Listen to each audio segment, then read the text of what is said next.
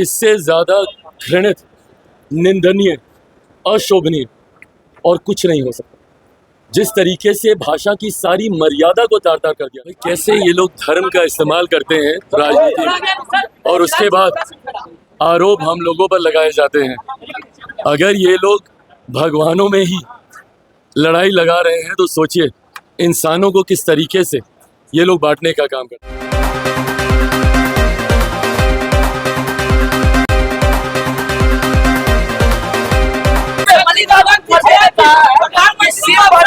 मल्लिकार्जुन खड़गे ने कहा है कि अब लड़ाई शिव और राम की हो गई है, हम शिव है और शिव से ज्यादा ताकतवर कोई नहीं। भाई कैसे ये लोग धर्म का इस्तेमाल करते हैं राजनीति में, और उसके बाद आरोप हम लोगों पर लगाए जाते हैं।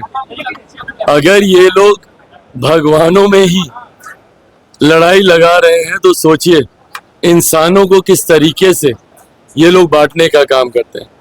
हकीकत है विपक्ष के पास अब कोई मुद्दा नहीं बचा, इसीलिए ये लोग इस तरीके की भाषा का इस्तेमाल कर रहे हैं। हम लोग जब भगवान श्री राम की बात करते हैं, ये मैनिफेस्टो का हिस्सा भारतीय जनता पार्टी का रहा है, जिसको कभी कांग्रेस या इनके सहयोगियों ने पूरा नहीं होने दिया।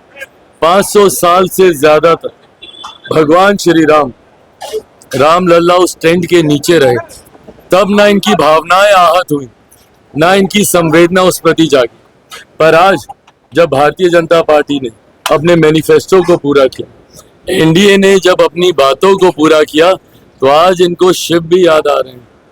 पर उस वक्त उनको शिव याद नहीं आते जब उनकी आधी अर्धांगिनी, जब शक्ति के बारे में, उनके विनाश की बात जब उन्हीं के पार्टी के बड़े नेता करते हैं।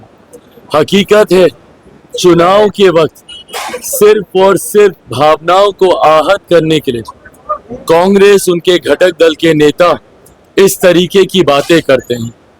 आज जब वो शिव को इतना याद कर रहे हैं तो उनको राहुल गांधी जी का वो बयान भी याद आना चाहिए, जहां पे वो शक्ति के विनाश की वो बात करते हैं। ऐसे में इन्हीं विरोधाभास में जो इंडिया अलायंस अटका हुआ है, यही कारण है कि 14 से कम समर्थन 19 में मिला, और इस बार कांग्रेस ऐतिहासिक ऑल टाइम लो पर इस बार कांग्रेस का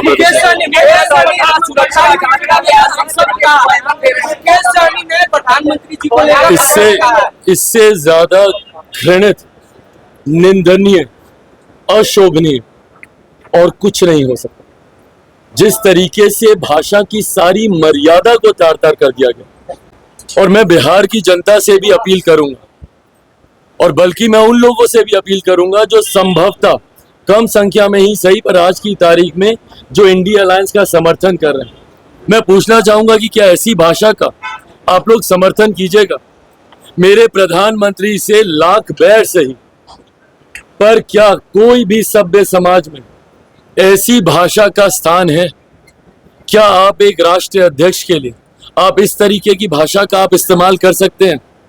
आपका विरोध किसी से भी हो, भारतीय भाषाओं में उसके शब्दकोश में ऐसे शब्द हैं कि आप कड़ी से कड़ी निंदा मर्यादित शब्दों में रहकर आप कर सकते हैं। हमारे देश का गौरव है, हमारे देश का पहचान है हमारे प्रधानमंत्री। आपका उनसे मतभेद वैचारिक हो सकता है, पर इस तरीके से व्यक्तिगत टिप्पणी करना क्या आपको शोभा देता है? आज की तारीख में हम लोग 21वीं सदी में हैं, पढ़े लिखे समाज की हम लोग कल्पना करते हैं। ऐसे में जब ऐसे लोग जिनको कोई ना कोई अपना आदर्श मानता होगा, किस तरीके की एग्जाम्पल आप सेट कर रहे हैं, किस तरीके का उदाहरण आप देना चाह रहे हैं। मैं बिहार की जनता से आग्रह करूंगा कि देखें और देखकर निर्णय लें। एक तरफ राजद है जो परिवार की मां बहनों को गाली देने का काम करते हैं, दूसरी तरफ उनके सहयोगी हैं जो प्रधानमंत्री जी के बारे में इस तरीके के शब्दों का इस्तेमाल करते हैं।